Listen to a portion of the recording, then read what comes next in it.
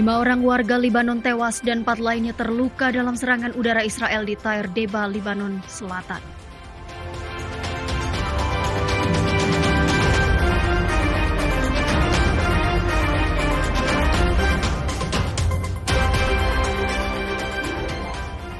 Pesawat ringan mengalami kecelakaan di dekat Bandara Malindi di Kenya, menewaskan 3 orang di darat, sementara 3 penumpang pesawat selamat.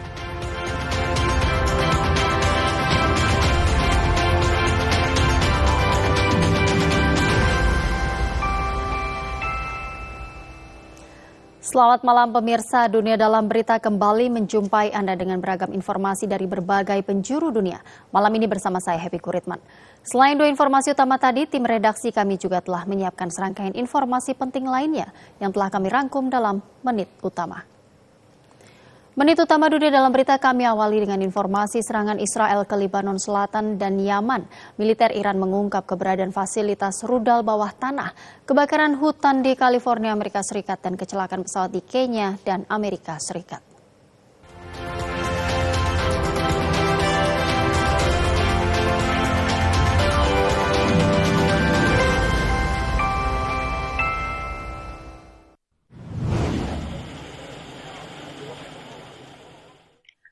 Lima orang tewas dan 4 lainnya terluka dalam serangan Israel di Tyre Deba, Libanon Selatan pada Jumat waktu setempat.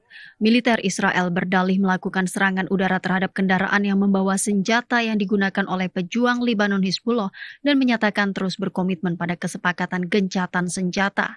Israel dan pejuang Hizbullah telah menyetujui gencatan senjata 60 hari yang dimediasi Amerika Serikat yang menyerukan penarikan militer Israel secara bertahap sesuai resolusi Dewan Keamanan PBB tahun 2006 yang mengakhiri konflik besar di antara mereka. Konflik terakhir ini terjadi sejak Oktober 2023 saat Hizbullah mulai melancarkan serangan sebagai bentuk solidaritas terhadap pejuang Palestina Hamas. Di hari yang sama, pesawat tempur Israel mengebom pembangkit listrik dan 2 pelabuhan di Yaman yang dikuasai kelompok Houthi Yaman, menyusul serangan pesawat nirawak dan rudal Houthi terhadap Israel. Video saksi mata menunjukkan ledakan besar dan gumpalan asap membumbung dari pembangkit listrik pusat Hejaz di ibu kota Sanaa. Media pro-Houthi menyatakan sedikitnya 1 orang tewas dan 9 lainnya terluka dalam serangan Israel tersebut. Sementara itu, ribuan pengunjuk rasa terutama pendukung kelompok Houthi Yaman berunjuk rasa di lapangan Sabin di ibu kota Sanaa mendukung warga Palestina di jalur Gaza. Selama unjuk rasa, juru bicara militer Houthi, Yahya Sarea, mengumumkan bahwa kelompoknya telah menargetkan kapal induk Amerika Serikat. Kelompok Houthi telah berulang kali menembakkan pesawat nirawak dan rudal ke Israel dan menyerang kapal-kapal terkait Israel di perairan sekitar Yaman sejak November 2023 untuk mendukung pejuang Palestina Hamas yang mendapat gempuran Israel.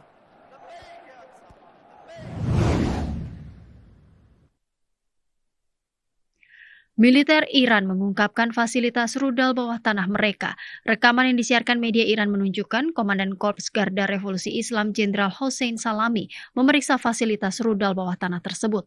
Salami menyatakan setiap hari jumlah sistem dan rudal ditambahkan di seluruh pelosok negeri dan tingkat pertumbuhan kekuatan rudal Iran masih sesuai dengan perkembangan zaman.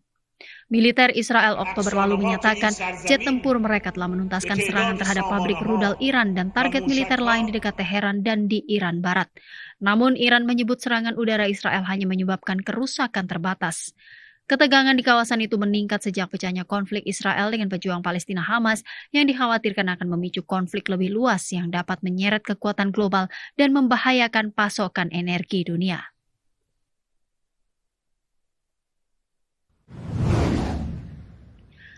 Militer Rusia mengumumkan drone mereka telah melancarkan serangan ke sejumlah target militer Ukraina dalam sepekan terakhir. Pasukan Rusia melakukan 28 serangan dengan menggunakan senjata presisi tinggi dan drone serang, menghancurkan infrastruktur pangkalan udara militer Ukraina, depot amunisi dan lokasi penyimpanan drone serang, serta titik penempatan sementara pasukan Ukraina dan tentara bayaran asing. Pasukan Rusia juga menguasai 3 permukiman termasuk Khurakov. Sementara itu, Angkatan Bersenjata Ukraina melaporkan 166 bentrokan tempur hingga Jumat sore dan mengklaim pasukannya berhasil menangkis 10 serangan Rusia di Kursk.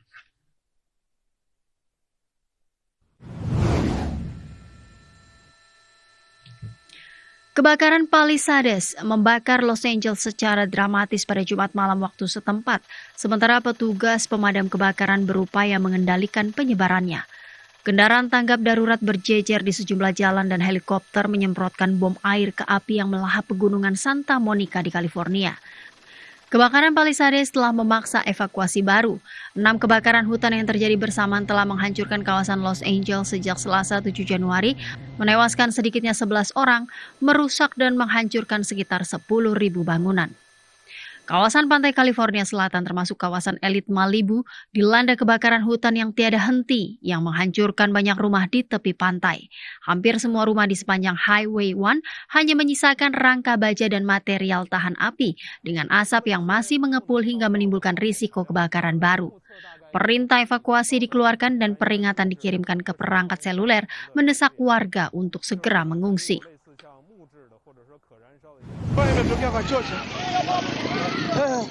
Kecelakaan pesawat ringan terjadi di dekat Bandara Malindi di Kenya menewaskan 3 orang di darat, sementara 3 orang di dalam pesawat selamat. Otoritas penerbangan sipil Kenya menyatakan pesawat Cessna 172 yang dioperasikan oleh Kenya Aeronautical College dalam penerbangan pelatihan ke Nairobi mengalami masalah mekanis setelah lepas landas. Pesawat jatuh sekitar 2 km dari bandara dan terbakar setelah menabrak sepeda motor di Jalan Raya Malindi, Mombasa, menewaskan pengendara, seorang wanita dan bayi. Pilot, instruktur, dan siswa hanya mengalami luka ringan. Sementara itu pesawat Delta Airlines membatalkan lepas landas di Bandara Internasional Hartsfield-Jackson, Atlanta, Amerika Serikat Jumat pagi waktu setempat yang menyebabkan evakuasi darurat penumpang. 4 penumpang mengalami cedera ringan dengan 1 orang memerlukan perhatian medis lebih lanjut. Insiden ini terjadi saat perusahaan memperkirakan tahun 2025 akan menjadi tahun paling menguntungkan dalam sejarah 100 tahun maskapai akibat permintaan yang kuat untuk perjalanan premium. Reporting live from Hartsfield.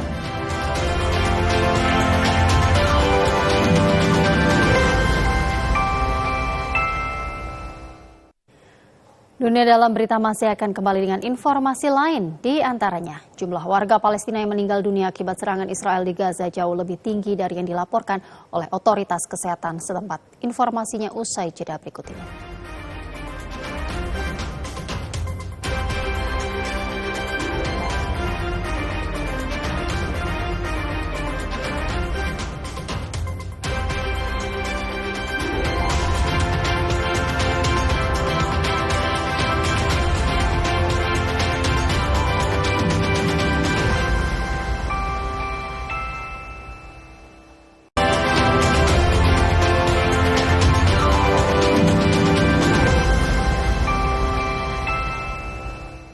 Terima kasih Anda masih bersama kami Dunia Dalam Berita.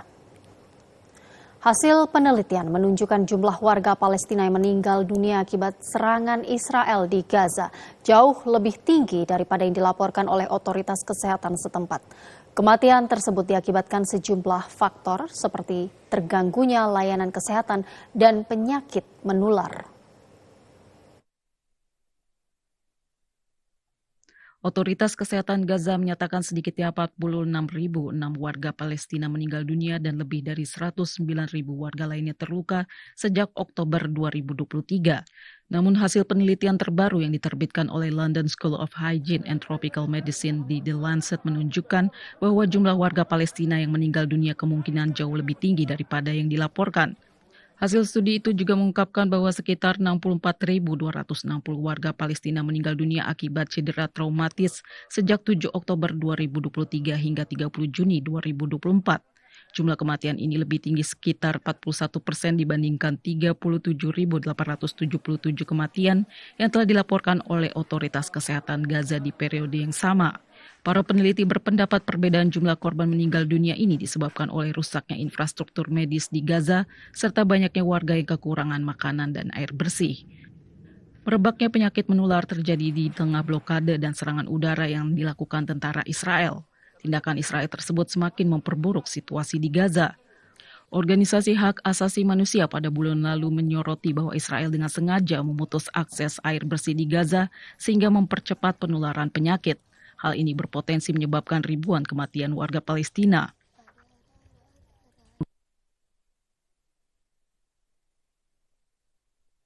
Nicolas Maduro kembali dilantik sebagai Presiden Venezuela untuk masa jabatan ketiga. Maduro menuntut kesetiaan yang teguh dari militer Venezuela setelah pelantikannya. Nicolas Maduro yang masa jabatannya selama hampir 12 tahun diwarnai dengan krisis ekonomi dan sosial yang parah, dilantik untuk masa jabatan ketiga pada hari Jumat 10 Januari waktu setempat. Meskipun terjadi perselisihan pemilu selama 6 bulan, internasional menyerukan agar Maduro melakukan hal tersebut. Maduro menjadi presiden sejak 2013, dinyatakan sebagai pemenang pemilu pada bulan Juli oleh otoritas pemilu Venezuela dan pengadilan tinggi, meskipun penghitungan rinci yang mengonfirmasi kemenangannya tidak pernah dipublikasikan. Oposisi Venezuela mengatakan penghitungan di tingkat kotak suara menunjukkan kemenangan telak bagi mantan kandidatnya Edmundo González yang diakui sebagai presiden terpilih oleh beberapa negara termasuk Amerika Serikat. Pengamat pemilu internasional mengatakan pemilu tersebut tidak demokratis. Amerika Serikat mendakwa Maduro dan sejumlah negara lain atas tuduhan narkotika dan korupsi antara lain pada tahun 2020. Maduro menolak tuduhan tersebut. Presiden Venezuela Nicolas Maduro berusaha memperkuat otoritasnya ketika militer berjanji kesetiaan yang teguh. Hal ini diungkapkan Maduro dalam upacara di Akademi Militer di Caracas pada Jumat waktu setempat. Upacara berlangsung beberapa jam setelah pelantikan Maduro untuk masa jabatan ketiganya. Ini sebuah langkah yang tidak biasa dalam protokol pelantikan yang dapat menandakan keinginan untuk menunjukkan kekuatan dan stabilitas.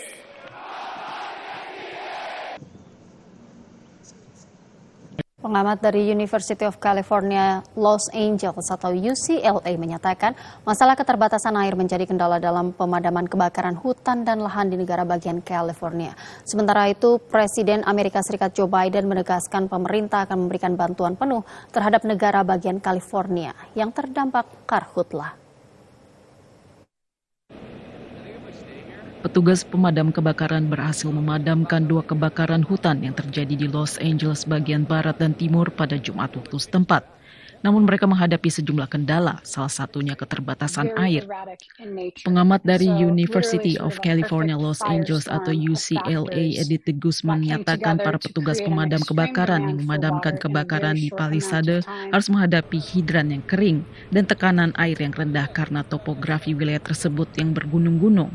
Ia juga menyatakan wilayah tersebut tidak memiliki sistem air yang dirancang dengan baik untuk memadamkan kebakaran hutan. Para relawan mendistribusikan makanan, pakaian, dan perlengkapan kebersihan kepada warga yang terdampak kebakaran hutan di Los Angeles. Sumbangan tersebut mulai disalurkan di depan arena Rose Bowl pada awal pekan ini. Para korban kebakaran mendapatkan sumbangan mulai dari sikat gigi hingga makanan. Para relawan juga terlihat memilah-milah tumpukan pakaian untuk disumbangkan. Di Washington DC, Amerika Serikat, Presiden Amerika Serikat Joe Biden melakukan konferensi video dengan sejumlah pejabat di ruang oval. Presiden Biden menyatakan Gedung Putih berkomitmen untuk membantu negara bagian California yang dilanda kebakaran hutan. Kebakaran tersebut telah menghanguskan sebagian besar wilayah dan menewaskan sedikitnya 10 orang. Presiden Amerika Serikat Joe Biden juga memastikan pemerintahannya akan bekerja 24 jam untuk membantu pejabat negara bagian tersebut dalam mengatasi kebakaran hutan.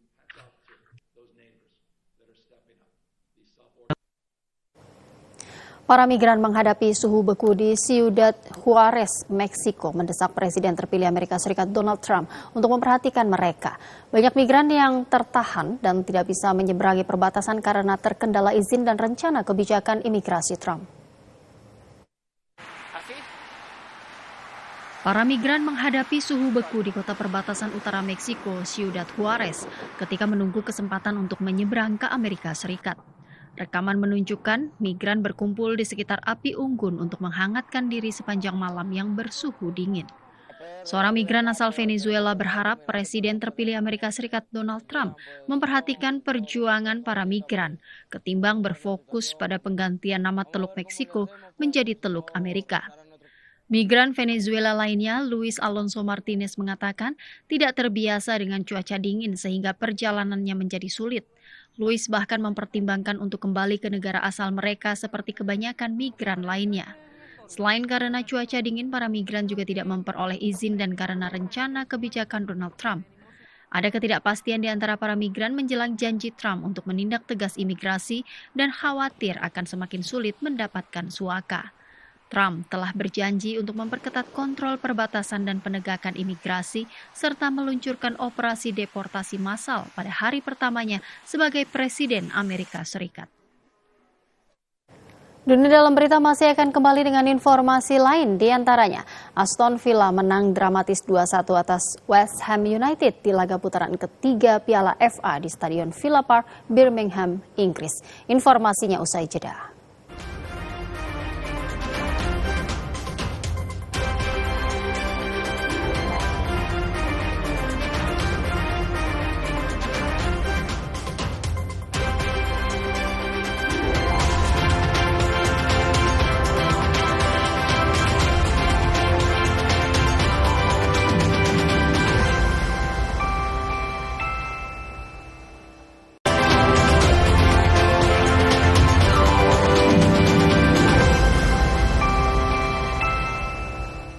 Terima kasih Anda masih bersama kami Dunia Dalam Berita dan kita akan langsung menuju ke informasi dunia olahraga. Aston Villa menang dramatis 2-1 atas West Ham United di laga putaran ketiga Piala FA di Stadion Villa Park, Birmingham, Inggris. Kemenangan ini menjadi momentum penting untuk melanjutkan perjalanan Aston Villa di kompetisi domestik. Aston Villa mengakhiri tren negatif setelah mencatatkan kemenangan atas West Ham United dengan skor 2-1 di putaran ketiga Piala FA di Stadion Villa Park, Birmingham, Inggris. West Ham United unggul lebih dulu ketika laga baru berjalan 9 menit setelah tendangan mendatar Lucas Paqueta tidak dapat diantisipasi kiper Aston Villa, Robin Olsen. Skor 1-0 untuk kemenangan West Ham bertahan hingga turun minum. Selepas jeda, Aston Villa bermain terbuka dan terus menekan pertahanan West Ham United. Usaha anak asuh Unai Emery akhirnya membuahkan hasil di menit ke-70 setelah Amadou Onana berhasil menyambar bola liar usai ditepis kiper West Ham United Fabianski. Tidak membutuhkan waktu lama, Aston Villa berhasil membalikkan keunggulan menjadi 2-1 setelah Morgan Rogers berhasil mengonversikan umpan Oli Watkins menjadi gol. Skor 2-1 untuk kemenangan Aston Villa bertahan hingga akhir laga. Kemenangan ini membawa Aston Villa ke putaran keempat Piala FA, sekaligus memberikan momentum penting untuk melanjutkan perjalanan Aston Villa di kompetisi domestik.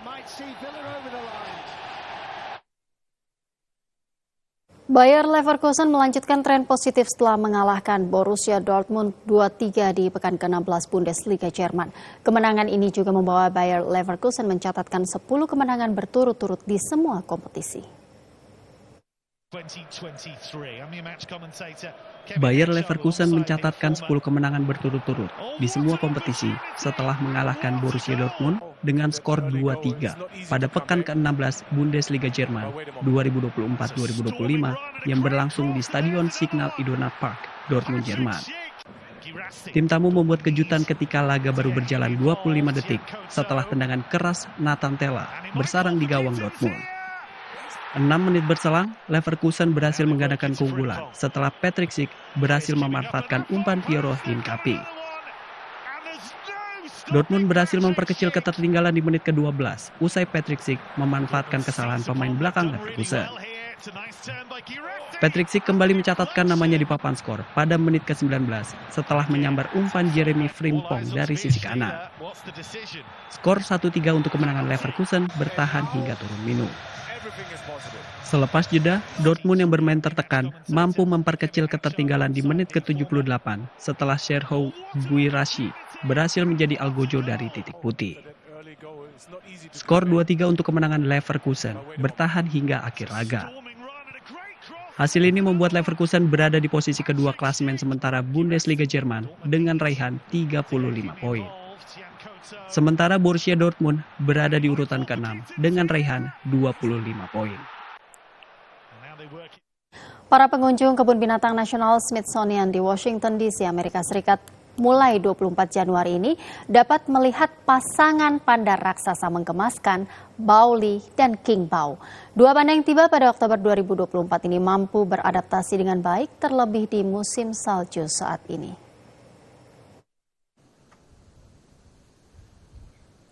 Dua panda jantan, bauli, dan betina kingbau yang tiba di Kebun Binatang Nasional Smithsonian di Washington DC, Amerika Serikat pada Oktober 2004 lalu ini tengah memakan makanan ringan di tengah musim salju di Amerika Serikat. Dua panda ini dalam keadaan sehat dan energik menandakan mampu beradaptasi dengan cuaca di ibu kota Amerika Serikat. Meski sudah 2 bulan di kebun binatang di Washington DC, Amerika Serikat, dua panda ini masih dalam pengawasan para ahli Tiongkok. Tempat dua panda ini juga disesuaikan dengan habitat aslinya di Tiongkok. Panda bauli dan kingbau memiliki kepribadian yang berbeda. Bauli sangat suka bergaul, tertarik dengan apa yang dilakukan para penjaga, dan selalu ingin perhatian dari para penjaga. Sementara kingbau lebih mandiri, sedikit pemalu, namun banyak berinteraksi. Penjaga kebun binatang berharap keduanya dapat menghasilkan keturunan. Program konservasi panda di Tiongkok membantu membangun populasi panda di seluruh dunia. Dan informasi tadi sekaligus menutup dunia dalam berita malam ini. Akhirnya saya Happy Guritman mewakili seluruh kerabat kerja yang bertugas mengucapkan terima kasih atas kebersamaan Anda. Selamat malam dan sampai jumpa.